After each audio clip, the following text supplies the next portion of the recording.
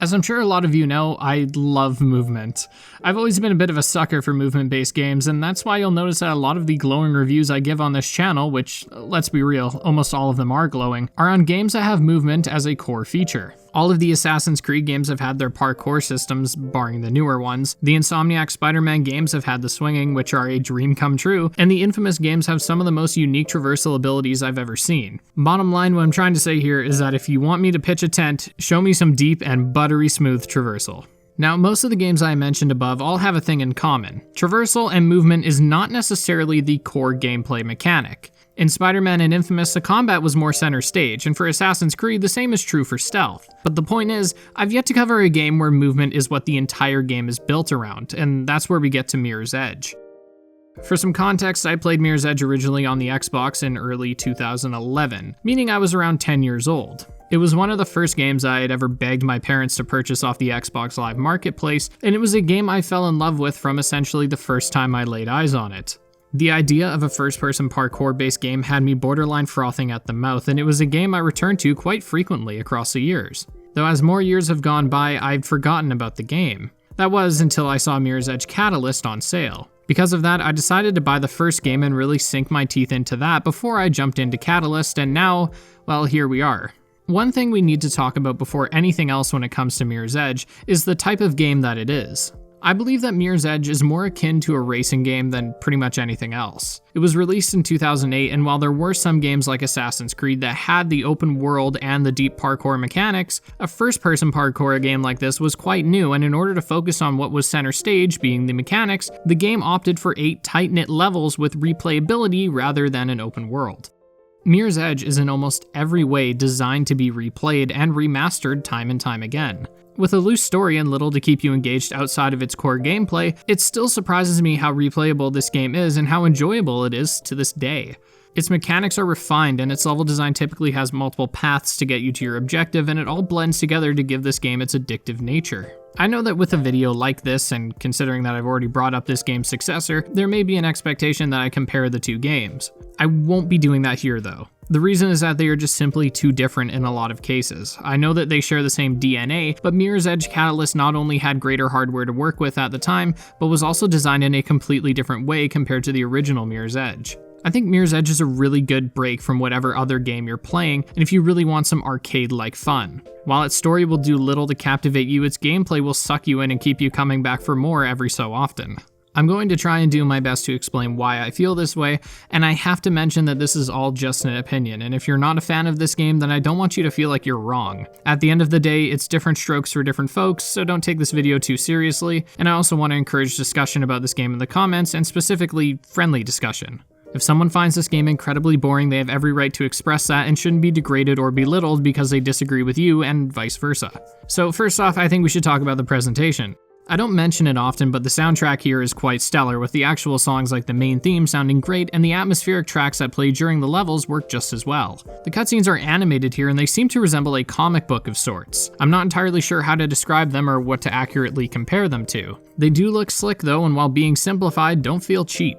The voice acting too is pretty great here, and the banter between Faith and her allies was interesting and entertaining when it did happen. There are some in-game cutscenes which are all animated quite well, and they all take place in this game's fixed first-person point of view. Though some shots give us a good look at Faith, and there are some, if very few, instances where the camera is actually pulled away from Faith's view. The actual game itself still looks fine though when it comes to graphical fidelity, though I do have a bit of an issue with the art style. Everything is hyper simplistic, and that's definitely the point considering this game takes place in a, on the surface, utopian future, where every building is a borderline skyscraper and the alleyways are as small as they can get considering how tightly packed everything is, which is convenient for freerunning. The issue I have here is actually with the art style, which I know is an unpopular opinion.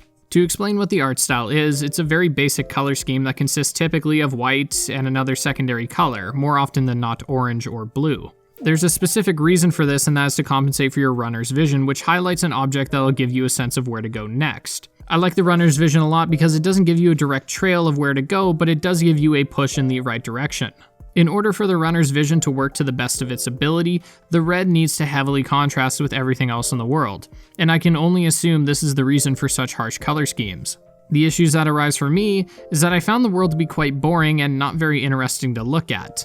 On one hand, it makes sense because slowing down, smelling the roses, and appreciating the environment around you is the literal opposite of what the game wants you to do. But on the other hand, it made the world quite forgettable and just not very interesting to run around in.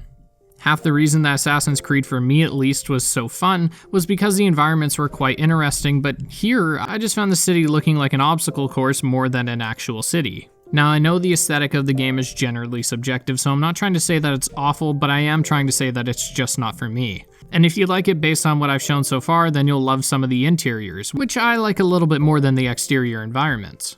I think I like them more because they feel a little tighter with some more details, though they can suffer from the same issues of walking into a room and immediately realizing, well, guess we're in the green building.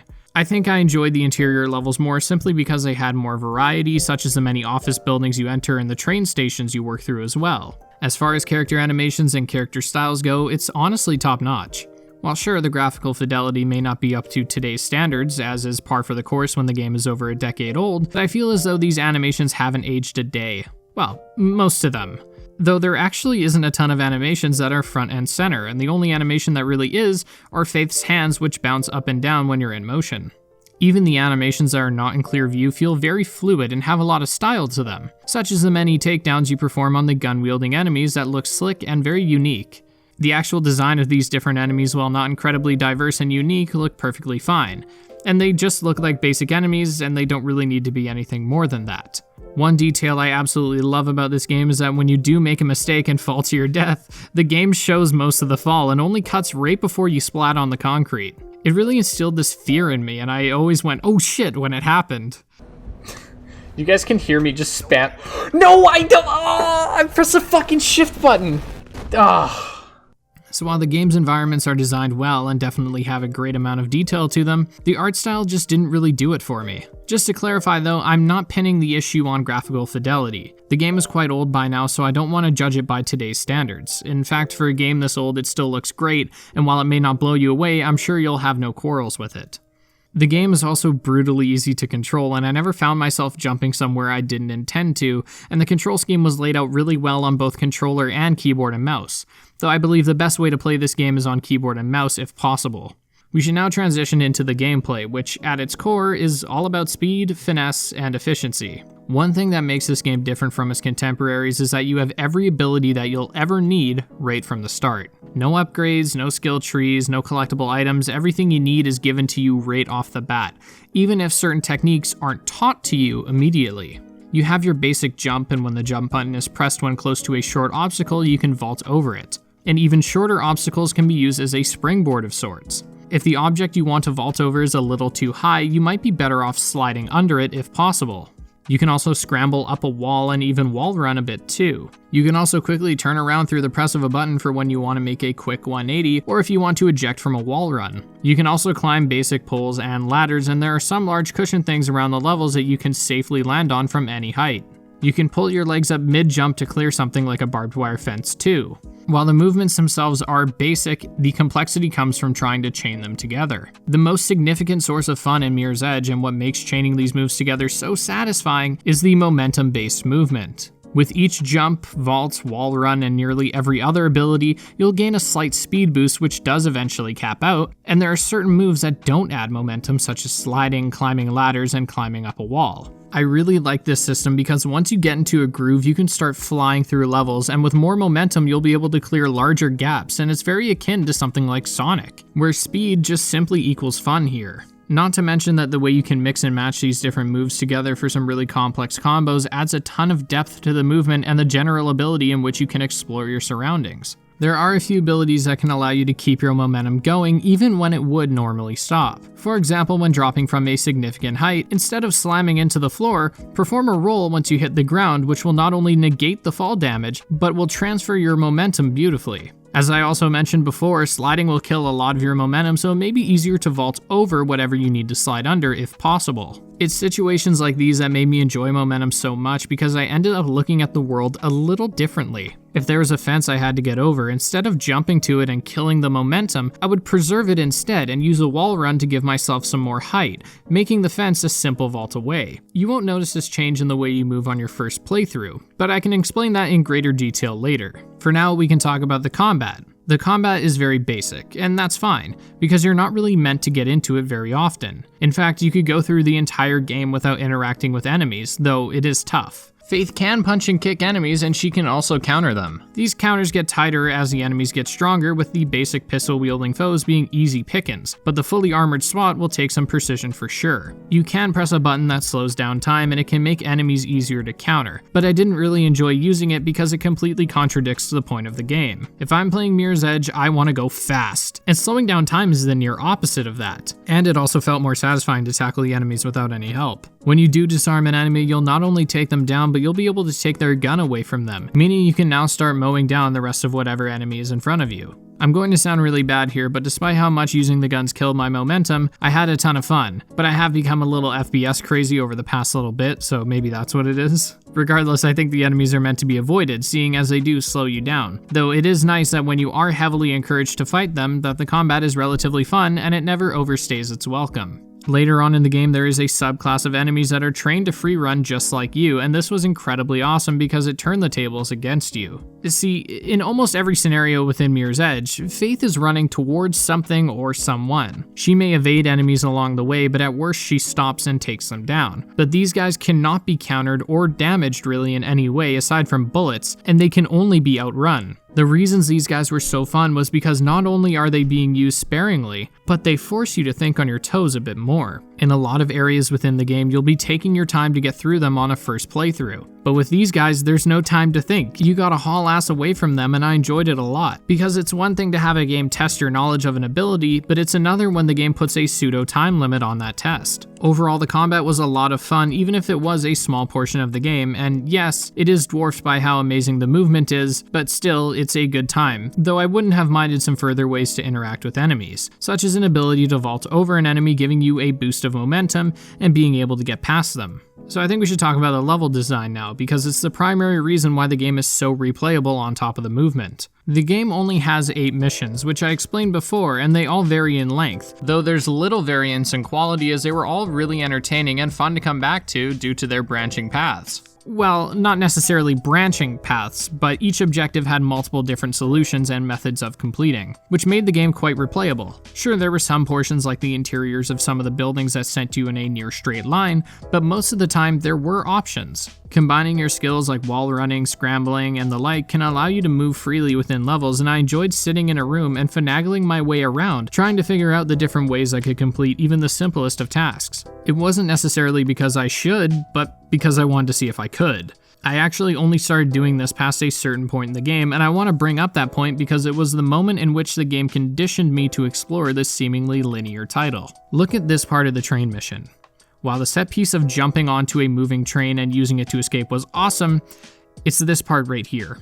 The only way to get through this room is to climb the pipe on the wall and back eject to the platform, where you can then perform a wall run, to side eject, to pole swing, to get to the platform, and this stood out to me for 2 reasons. The first was that there wasn't a large red arrow or tutorial that showed me how to get through this room. Sure, the pole and the pipe are highlighted in red, but nothing explicitly tells you what you have to do, and there are plenty of moments like this in the game. This one stood out though for a different reason, which is that for some reason, I had to be way too precise when performing the wall run, which was out of ordinary for this game. It was a rare occurrence which happened on a few other occasions in which there were points where you could swear you could climb on something or parkour on something, but the game simply wouldn't let you. There are a few boss fights in the game, if you really want to call them that, and they're so short and basic that I borderline didn't bring them up, but I decided to do so because it relates to the point above, about how there are many moments where the game gives you the tools necessary to solve a puzzle in front of you and makes you feel a little bit smart about it, but then there are others where it seemingly does the opposite. The first boss fight you come across is an ex-wrestler by the name of Ropeburn. He essentially throws you off a roof and you literally take him down by pressing a single button. Obviously, what I don't like is that it's literally a single button, but it's just a scripted event and calling it a boss fight is a huge stretch anyways. But what I liked was that when he's attacking you, I instinctively pressed the counter button when he rushed towards me and his bar turned red, and it felt like a decent test of your countering skills, because this is the only time that you are countering someone while in a pseudo cutscene. The second, on the other hand, felt more frustrating than anything. As you work your way through the game, you'll eventually come across an assassin, and the way you take this guy down is through getting behind him and kicking him, and once that's done you can disarm the assassin. But this was in no way explained to you as far as I know. I ended up just having to look up a guide to figure out how I was supposed to do this, and even then it was quite janky in that sometimes I would hit the assassin head on and I would press the disarm button and nothing would happen. And I also didn't enjoy that this was the only time in which the sidestep was actually used in combat, aside from the tutorial. Overall, this fight was the weakest part of the game, which is pretty cool because it honestly wasn't that bad. Just a little irritating. The levels are not just spiced up with the odd boss fight, but there are a few interesting set pieces here, such as the train portion mentioned earlier. Others saw you jumping off a building and grabbing onto a helicopter to escape some pursuers, and it even gets a slight rework in the final mission, which sees you flat out diving into a helicopter. So I want to talk about something I mentioned earlier with this game, which is the replayability. Before I fully explain, I'd like to make a comparison. You know how Borderlands is a fun game the first time through, but the third playthrough is where the real fun begins? Or how the first playthrough of a Sonic the Hedgehog video game is fun, but the real fun comes from replaying the levels and getting a new high score? Well, it's the same here. The first playthrough of Mirror's Edge in a way is best experienced when it contradicts the point of the game. I found the game the most fun on my first playthrough when I was looking at my surroundings and analyzing the different levels and obstacles in front of me. I would take a look at a place I needed to be and think, what would be the fastest way to get there? You'll probably try and you'll fail a ton of times, and you'll die a ton in combat too because you don't have the timings down, and you'll even just flat out forget where you need to go, and that's all part of the process. Because once you finish that first playthrough and you know where you need to go and the, generally speaking, best way to get there, you can dip your toes into a second playthrough. The second playthrough is all about speed, and it will probably be completed much faster than the first for obvious reasons. You get an immense satisfaction from flying through levels and seeing your momentum maxed out nearly the entire way, and it's the best way to experience the game in my eyes. It's at this point that I'd say someone has hit the peak of this game, as the beginning levels are suddenly looked at from a different perspective, since on your first playthrough, you were looking at beginner levels with a beginner's perspective.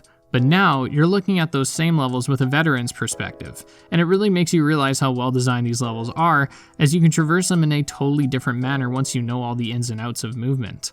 Finally, you can move on to the time trials, which are pretty self-explanatory. For me, it was all about taking my favorite levels and refining my skills within them so that I could achieve the best time, and it was equally as fun. I didn't get too much mileage out of this mode right away, but it was the best way to replay a chapter, and it was the mode I saw myself coming back to the most. This is why I compared Mirror's Edge to the Sonic the Hedgehog games, because in a way, it's like a racing game. I didn't often care about the adventure aspect anywhere near as much as I enjoyed being able to blaze through these different levels, and I think the reason it was so rewarding was because that's the entire progression of the gameplay. There are no upgrades or skill trees or anything that makes your character more capable of pulling off cool tricks and speedy escapes. It's your abilities and your own practice.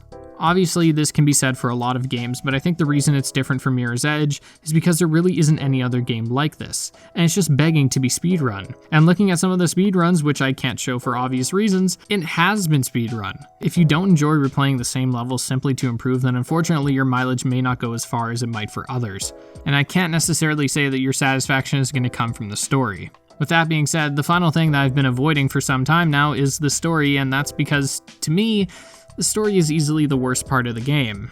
It's not that it's bad necessarily, but I found it very forgettable, and I gladly skipped the cutscenes on a second playthrough. It wasn't incredibly complex, and I think overall it was fine, but I'll take some time to explain myself a bit more, but before we do that, I'll give a quick summary. The story takes place in a futuristic city that is only referred to as the City, and stars Faith, a young free-running courier. These parkouring mail carriers are called runners, and their purpose is to deliver sensitive documents and anything else to people across the city. Due to the rule of the state, the runners have to stay out of sight from the cameras and other surveillance, since in this oppressive city, there is pretty much no privacy. We begin our story on the first day back on the beat, as it's explained that Faith had quite a nasty fall which had her out of commission for some time. During this time, we learn the basic mechanics and are introduced to our friend Celeste, who shows us the ropes. We are also in near constant contact with our mentor and Oracle that gives us some exposition regarding the story, named Merc. A new candidate named Robert Pope has intentions of not only becoming mayor, but deregulating the city and making a change, but we eventually get into Pope's office to find him dead with Faith's sister, who's being framed for the murder.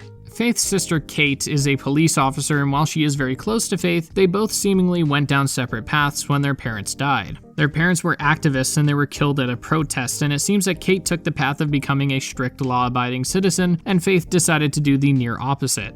both of which were what I assumed to be different reactions to the trauma they faced. While Faith urges Kate to take sanctuary with the runners, Kate explains that running would only make her look guilty. And with that, we have our main goal of trying to find who was responsible for the hit and to find evidence to clear Kate's name. After running into a former runner, Jackknife, we find that a man named Ropeburn, who was Pope's head of security, has a meeting in a discreet location with an unknown conspirator. Faith tries to tell the police lieutenant, who is Kate's superior, about it, but he declines Faith's help. We investigate the meeting ourselves, and after being attacked by Ropeburn, we get the upper hand, and we find out that while he wasn't the one who killed Pope, he was the one who hired an assassin to do the dirty work for him, and before he can say any more, he is shot by someone cloaked in black. Without any other leads, Faith investigates a security firm that is trying to crack down on the runners, and when in there she finds the Icarus Project. The Icarus Project is a program where select individuals are being trained in martial arts and free running in order to take down the runners across the city. She follows the trail and eventually arrives at the docks where she encounters the assassin, and upon defeating them, she unmasks her to find that it's Celeste.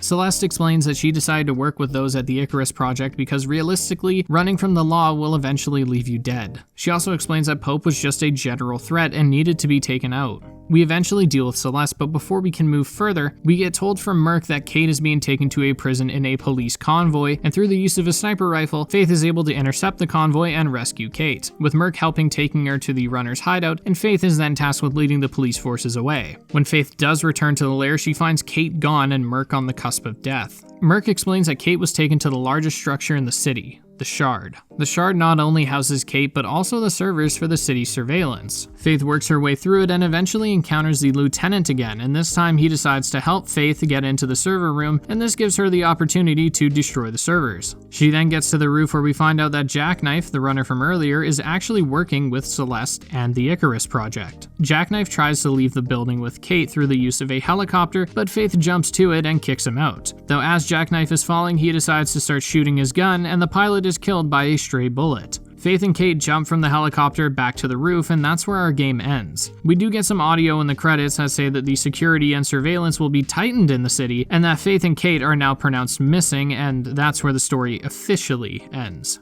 I gotta be honest here, my thoughts on this story are pretty, whatever.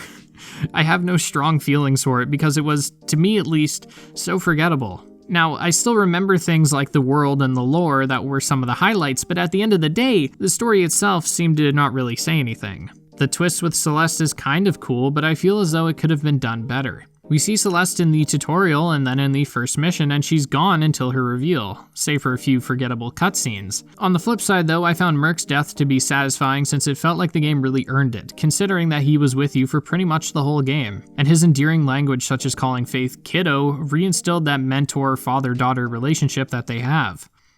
Nice work, kiddo. Real nice.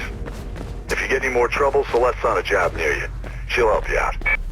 I didn't care much for Jackknife and the twist involving him because much like Celeste, he isn't very present throughout the story. This is also the case for Kate, where we're not often shown their connection, but rather we're told that they have a deep love for each other, and I just wanted to see more of that. The best part about the story for me was learning about the lore of the different characters, and I understand that a full-fledged story would not necessarily work in this game's favor. If we have an in-depth story during gameplay, it could interfere with the intention of the levels, which is that they are meant to be sped through and replayed without story getting in the way. In that case, we would have to resort to a heavy amount of cutscenes, which could create a harsh disconnect between the gameplay and the story. I think the game could have benefited most from having a mission that takes place before Faith's injury. You can have a very basic opening level where you're running with Celeste and Jackknife. You could throw some banter in there which would show the connection and the trust the runners have with one another, and a cameo from Kate could do the same for their relationship. You can end the mission with Faith's injury, and I can imagine all the characters present, especially Celeste, reacting with genuine fear and concern. It would help us establish characters better, and it would help us sympathize with Celeste when we do find out that she's betraying us, because we, as the player, could know that she cared. I wish they had fleshed out Celeste's decision and further explained that they can't run forever and that there comes a point where you just need to conform to the environment around you. This clash of ideologies is actually ever so slightly touched on with Kate and Faith, in that they both hate the system and government that ultimately rules their lives, but one decides to conform to this new oppressive society and the other ultimately pushes back. I bring this up so much because I feel that Celeste's decision to ditch the runners and find work with the government isn't so bad. She still gets to do what she loves, and she now has an in with the the government, and I assume her previous crimes and debts have been cleared. The only arguments against a decision like that is 1, you're obviously betraying your friends, but 2,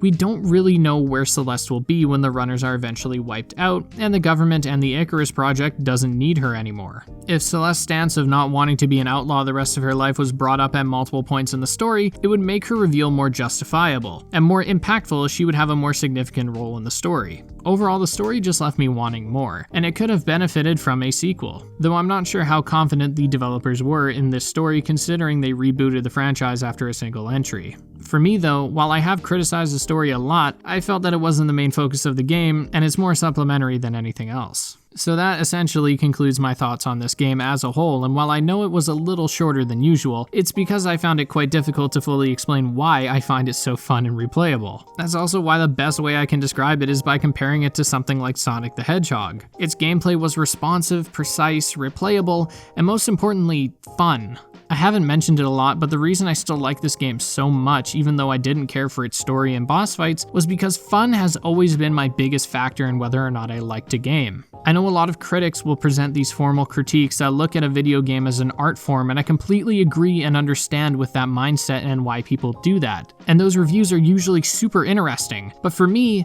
I've always judged a game based on how well it entertained me and if I had fun, because that's what I play video games for, to have fun. And that's exactly what Mirror's Edge does. No better word describes this game and its near addictive replayability. Considering that the levels were so expertly designed and despite being ultimately simple, everything was pulled off so well. I know that when I first played this game close to a decade ago, I was dreaming of a sequel because of how much fun I had, and as a lot of you know, Mirror's Edge Catalyst delivered on that and it gave us an open world which I was also wanting. However, Mirror's Edge Catalyst released to some, well, unfavorable reviews, and I don't want to give my thoughts on it just yet, but do know that I plan to look at that game as well. But focusing back on this game, as I'm sure you can guess, I highly recommend you play this game if you haven't already, because it's so unique, and it still is quite unique to this day, as not a lot of games have first-person parkour as a primary gameplay element outside of, say, Dying Light. Mirror's Edge is a game that gets better with practice and with each subsequent playthrough, and while typically you can appreciate a game more by slowing down and smelling the flowers,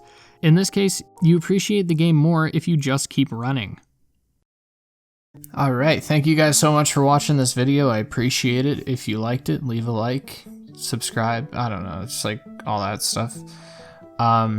I want to give a shout out to our gold tier patrons, Bossian22, Christopher Moreno, Francis Pop, Mario Nade, and Pyrite. Thank you guys so much, and I want to say thanks to our silver tier patrons, Chiefy, Dr. Nannard, Gonzo Gonzalez, Jacob Douglas, and of course for our bronze boys, I'd like to say thank you to Denzel Ritesh, Nathan Figs, Overza East, and Ulf Hednar 845. Thank you very much for supporting me, guys. I appreciate it a lot. My next video is going to be on Spider-Man PS4 DLC Season Pass. I know this video wasn't super long or super insightful, but I just kind of wanted to, I don't know, just wanted to say something about the game because I like it a lot. And this is a very... this video is going to be better within the context of Mirror's Edge Catalyst, which I will be covering at some point and making a lot of comparisons between the two games. And so getting my thoughts out on this game just felt like the right thing to do for now. Yeah, if you enjoy these videos, you can share them on Twitter or you can support me on Patreon to see these videos up to 3 days early. You can also follow me on Twitter at ThatBoyAqua. I also have a second channel where I live stream called ThatBoyAqua Live, where I play whatever I'm reviewing typically, or I just play some sort of like casual shooter like COD or Valorant or something like that. So if you enjoy that kind of stuff, come by and say hello. And yeah, I think that's all I got to say. Hope you guys are taking care of yourselves. Have a good one, and I love you guys. Take care.